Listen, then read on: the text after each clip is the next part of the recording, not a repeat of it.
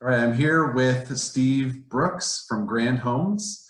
And Steve, I would love to hear you share about your experience doing your first Homes for Hope project back in 2008. Well, we're experiencing a very similar situation here with the COVID that we did in 2008. The world for us home builders pretty much stopped in August of 2008 with the financial downturn and following a recession. We had committed, I think in July of 2008, to build our first Homes for Hope, and we're very excited about it. Matter of fact, we had a meeting with our trade partners, and it was going really good, and we had so many people that wanted to contribute. And then the financial downturn disaster of 2008 hit, and everybody knows pretty much what happened at that point. From August of 2008 to December, we sold 2 houses. I think we previously had sold 800 a year, and the wheels rolled off. We were lucky we had probably 300 or 400 houses in backlog, so we continued to be able to keep our crews busy and our subcontractors and trade partners moving through the difficult times while we retooled and got back in business. But it was some very grave times, very similar to today. But a remarkable thing happened out of it. We just put our heads down and everybody worked as hard as we could. We met with all our trade partners and continued to talk about how we keep our business alive and how to stay in business and keep their guys employed and people working on the jobs. And when we got to December, we finished the house, and basically our first Home for Hope was finished. And I remember our executive vice president and I driving down for the dedication, and it was amazing. In the worst of times, people, I think, look inside their spirit and they find gratitude and thankfulness and just the wonderful Holy Spirit in them.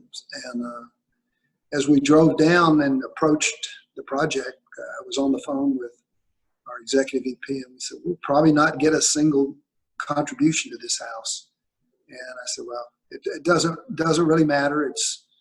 We're just going to do the best we can, and whatever we get, and we're going to pass it on and try to improve the quality of life for somebody who needs it a whole lot more than us at the time. But as I started approaching the community, we started seeing car after car after car parked on the side of the road, and we got up to the house, and the house and the lot were filled with people. And it was amazing. Maybe the Sermon on the Mount or whatever they were expecting, I'm not sure, but people were so scared of losing their business and everything that I think when times are the hardest and times are the toughest, people seem to reach more into their soul and their pocketbook and are grateful for what they've been able to accomplish and what God's blessed us with. And we walked in the house, and it was really full of the Spirit of God. And as we looked around the room, there was the guy that cuts the grass, the guy that digs the ditches, the plumber, the plumber's helper. The house was full of people with, and I was handed a packet of, we give out a certificate of thanks and gratitude for the people that contributed. And as I began to open the packet, it was full of 54 names of trade partners who had contributed to this house in the absolute worst of times. And it really started something very powerful for us. I didn't realize how many people out there are godly people and believers that really have a spirit of charity, community, and giving back.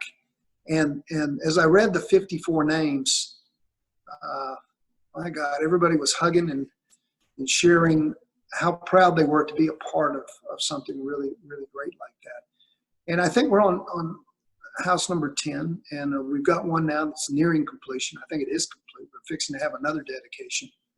And it's going to be an amazing event. And the stories that people tell us about how they feel about the home, and knowing that the proceeds of that home go to to somebody who really, really needs it is overwhelming. The customers that buy the houses, the spirit within the house, the spirit within our trades. And it's just been an infectious spirit within our trade partners to want to give back and all be blessed by what we're doing. And we've met the clients who get these loans. They all say the same thing. What they want is they want more for their children and their families than they were able to have when they grew up. And it's really that giving back to improve the quality of life for their families, our customers, our trade partners, that binds us with this godly spirit to want to do this. So I don't even announce them anymore. The trade partners come and say, "Hey, boss, when are we doing the next one?" And it just keeps going on and on and on. And even now, I mean, with the difficulties we have here, it's going to be a very glorious celebration and just being able to give back. I love that story. Thank you so much for sharing. Do you have any advice or encouragement for the building community as we navigate these times currently? You know, I kind of in a place in my life of gratitude. I've been doing this for 45 years, and I'm so blessed to be doing something every single day that I absolutely love doing. It's not a job for me. It's not work for me. It's just absolute passion. And I think in these difficult times, if you do something like this and bring your trade partners together, I think you'll find out everybody really, you want them to be successful through this process. You want to be successful. I know during that time, we were asking everybody to lean in and help us. And the same thing's going on right now. Guys are calling us up and saying, "Hey, listen, I'll cut my prices to help get through this time period." But I think that spirit of some guys have been working for me for 35 years, mowing grass and stuff. And so our trade partners just have this kindred bond that we're going to do anything we can or have to do to stay in business, serve our customers. And someone said to me once, "Steve, when you start being that person or being that company, you start attracting those kind of people." And I can tell you, our motto is people matter. And our mission is to improve the quality of life of our trade partners, our customers, employees through the Grand experience. And we have values, and they're based on doing the right thing and knowing what that is and taking care of each other. And I think with that, it's made us so powerful in terms of how we run our business, operate our business. And nobody's afraid to talk to us. I mean, we have friends and family. We call it our grand family. And anybody can do this. You'd be shocked to find out how many godly people there are out there that really want to serve other people and just don't have anybody to help show them the way. So Hope was great. Perry and Perry Bigelow, Jeff Rutt. You know, I always say, you know, they came to invite me to a breakfast. Little did I know that you know, it was going to be about a $300,000 breakfast. For all the good reasons. It was wonderful. I thought, "Well, you guys brought me down here for a shakedown." He said, "What do you want to do?" And I said, "Of course I do." So one thing leads to another and another. I think we've got like 54 charities we're doing now. So somebody says, "Hey, well, I want to do this one." I said, "Well, okay, we'll do that one. How about this one? Let's do that one." And then we have a company culture now of people who really care about each other. We have grand beginnings. So if somebody has a death in the family or a sickness or anything, then they reach in, and we've created a fund to help serve each other at work. So anyway, anybody that's, you know, when you're having a pity party is the best time to reach in your pocket and say, "Hey, I love you. Hey, what can I do for you? How can I help you?" And you just you'll get so much back and feel so good, and everybody else will feel good coming along with you and leading through this challenging thing. I think it's the best time to do it. So it's a blessing to know that and to have a cause like Hope. When you meet the clients, this is just giving them an opportunity to get a hand up rather than a handout and make something of themselves for their family. So the pride instilled through Hope and through giving them really a job or a loan to start a business is something, a kindred spirit, which we share with our trade partners. builders. You know, most of them started out as plumbers, electricians, sheetrock hangers, and they've been blessed to have a family that now they're on third generations working for our company of people who started out hanging sheetrock or painting. We have guys that have been framing houses for us for 35 years. Now their sons are taking over their companies.